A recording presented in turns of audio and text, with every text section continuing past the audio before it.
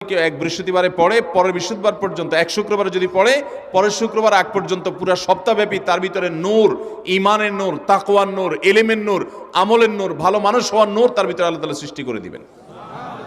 এই জন্য জুমার দিন সূরা কাহফ পড়বো তো ইনশাআল্লাহ। আলহামদুলিল্লাহ ভাই, আপনাদেরকে যে আমলগুলো করছি এগুলো আমি, আমার পরিবার সদস্য, পরিচিত, সহকর্মী, আমি চেষ্টা করি সবাইকে স্মরণ করানোর এবং আমল করার চেষ্টা করি। আমরা অনেক ভাই আছি সপ্তাহের 6 দিন আমাদের কোরআন পড়ার সুযোগ হয় না, তো অন্তত জুমার দিন সূরা কাহফটা যদি আপনি বাধ্যতামূলক করেন, আলহামদুলিল্লাহ, এটা অনেক বড় সূরা, পড়তে আপনার 20-25 মিনিট 30 মিনিট সময় পর্যন্ত লেগে যাবে। আপনি আধা ঘন্টা সময় ধরে যদি আস্তে আস্তে সুন্দর করে পড়েন, তো সপ্তাহে একবার অন্তত কোরআনের সাথে আপনি সময় দিলেন। আরেকটা সুসংবাদ শুনেন, সূরা কাহফ যদি কেউ মুখস্থ করে, তেলাওয়াত করে নিয়মিত, বিশেষ করে সূরা কাহফের প্রথম 10টা আয়াত যদি কেউ মুখস্থ করে, নবী করিম সাল্লাল্লাহু আলাইহি ওয়াসাল্লাম বলেছেন কিয়ামতের আগে দাজ্জালের যে